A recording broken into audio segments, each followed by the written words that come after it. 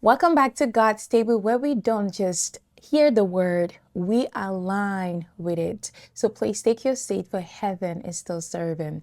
This word that you're about to hear is a miracle, and I am so glad that you did not miss it. Today, I want to talk about a moment in scripture that reveals the breathtaking power of God's mercy.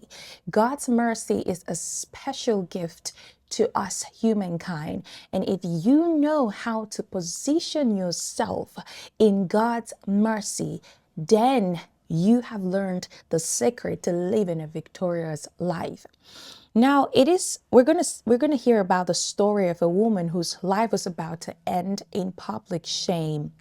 A woman that was dragged into the street, surrounded by accusations, with stones handy already in people's hands to just end her life.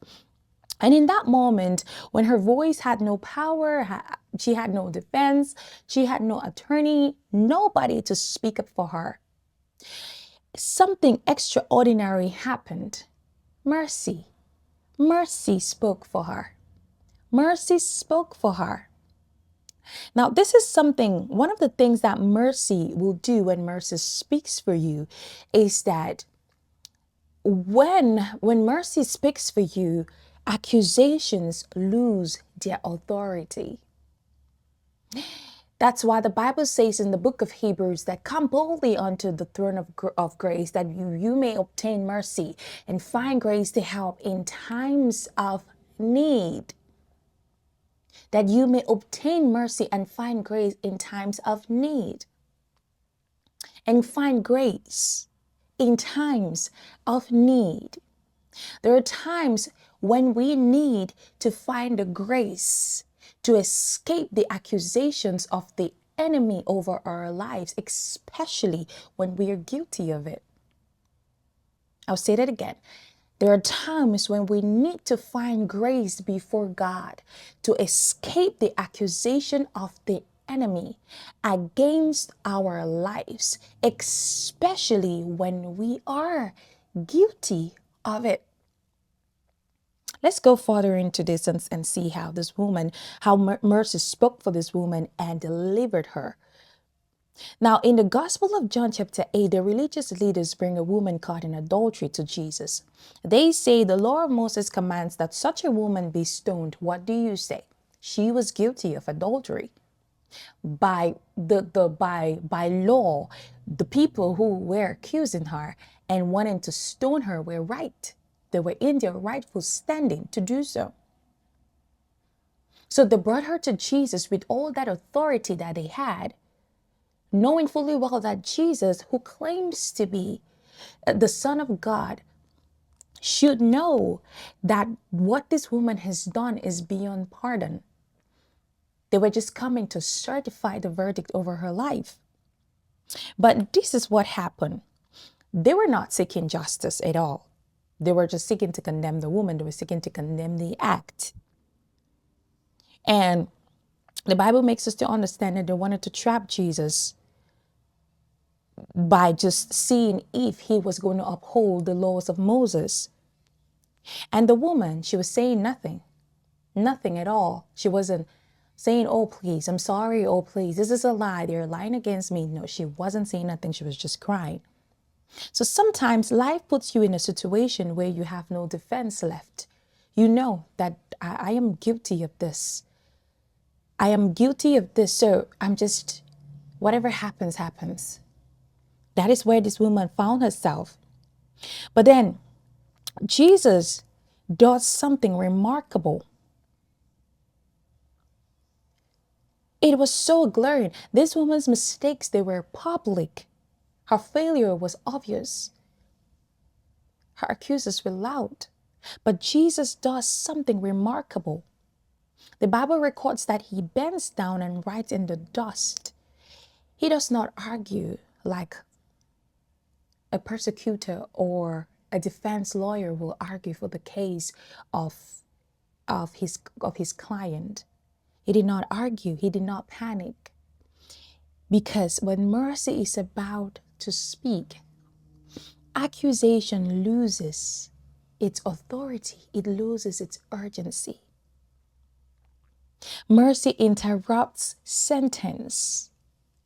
And finally, Jesus stands and says, let the one who is without sin cast the first stone. Let the one who is without fault. It might not be adultery, but you know that you know that you know that you are no perfect human being. So Jesus threw out a challenge to them. If you know that you're without sin, cast the first stone. This is what Jesus did in effect. Jesus brought each and every one of them before the court, the court of law.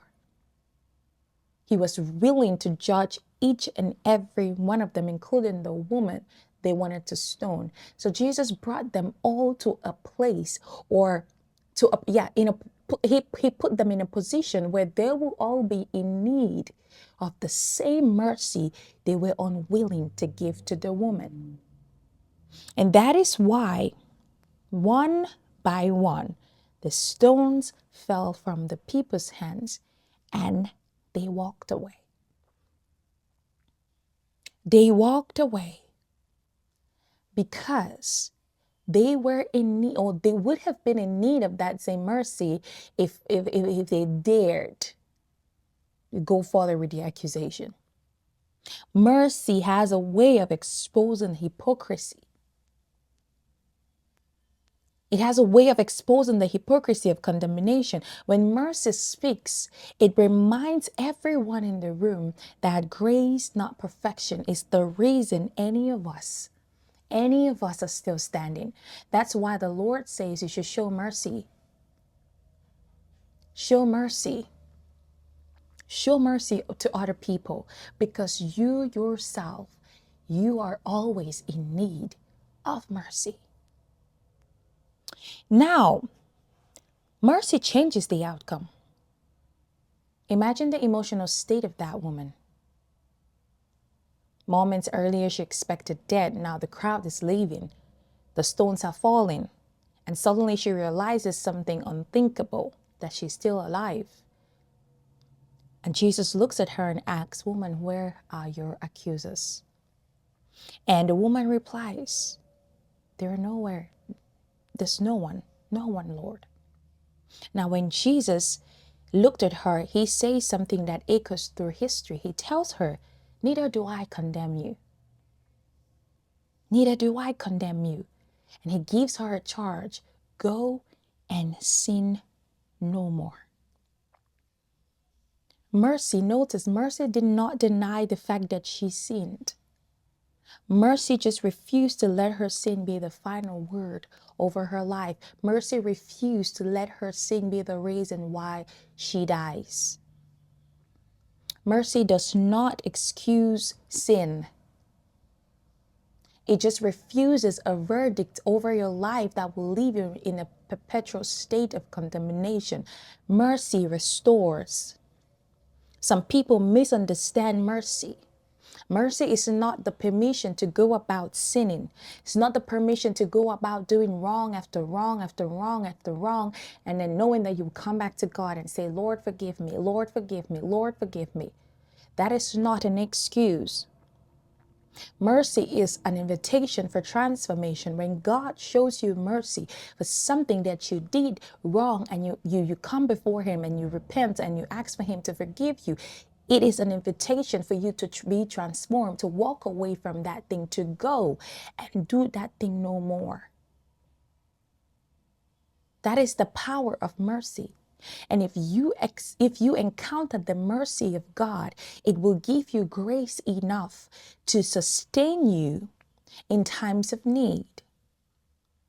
Now, when that temptation rises again, because you've had an encounter with God's mercy, it gives you the courage, the power to walk away from it.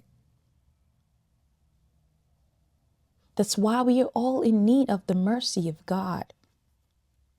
Jesus didn't look at the woman and say, oh, forget about those people who wanted to stone you. What you did don't matter. They're all doing the same thing. Just go. No, he did not. He looked at her and said, go and sin no more. When mercy speaks for you, several things happen. First, your past loses its authority over your life. The woman's reputation did not define her destiny after that moment. Your reputation after you've done something wrong, no matter how public it is, it does not define your destiny in that moment. After you have gone before the Lord and position yourself in his arms of mercy and encounter his mercy, he transforms your life. And you suddenly, the voices of those who condemn you begin to fall silent. They begin to fall silent because mercy does not just spare you, it frees you from the prison of your own guilt. Glory to Jesus. Family, we are all standing because of God's mercy. Every one of us stands in that same position. We are all in need of God's mercy. We are all broken people. We all need Jesus. We all need Jesus, and we all have a witness of our weaknesses being displayed. And that is why the enemy will always have a bold sentence to come accuse us before the Lord.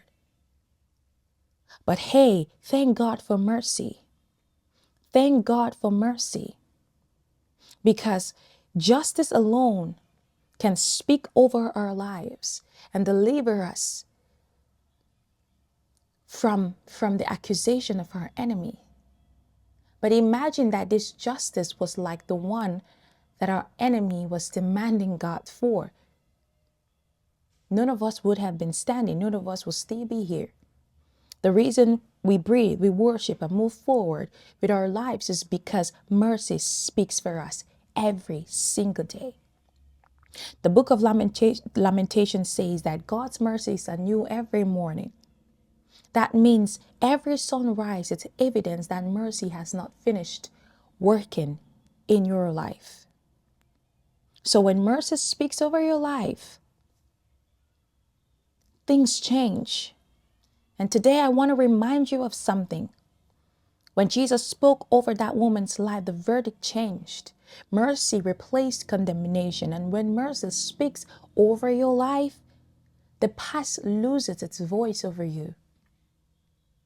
You need to know this. You need to know this in your conscious mind, that when mercy speaks over you, the past loses its voice over you. And that is why you do not allow the devil use your past to drag you back to your past by making you feel like you were not forgiven, like the guilt is still on you. No. When you sincerely ask God for mercy and repent of that thing, and mercy starts speaking over you, the past loses its voice over you. See, the woman walked away. She walked away from that street alive, not because she defended herself, not because she deserved it, but because mercy intervened. And the same mercy that spoke for her still speaks today. That's why I'm boldly releasing this message. That mercy still speaks today. I have experienced it in my life. And I know most of you watching me right now have experienced the mercy of God speaking for you. So if you've ever felt defined by your past, I pray that this word will speak to your heart and let you know that mercy is still speaking. Mercy is still speaking. As I close, may the mercy of God quiet every accusing voice that rises against you. And may grace restore that shame, what shame tried to bury. And may you walk with the confidence that when mercy speaks, condemnation loses its power. Until we meet again at God's table, please keep this word in your mind and in your heart. That whenever the enemy shows up with an accusation against you, remind him that mercy still speaks for me. And do not forget to always go before the mercy seat of God, because that is where your accusers loses their power. That is where your past loses authority over you. Glory to Jesus. Family, thank you for listening. If this word has been a blessing to you, do not forget to like, subscribe, and share to someone. Be the blessing that that person needs, and God will greatly increase you. Amen. I'll see you in the next video. Until then, take care of yourself, stay safe, and stay blessed. Bye.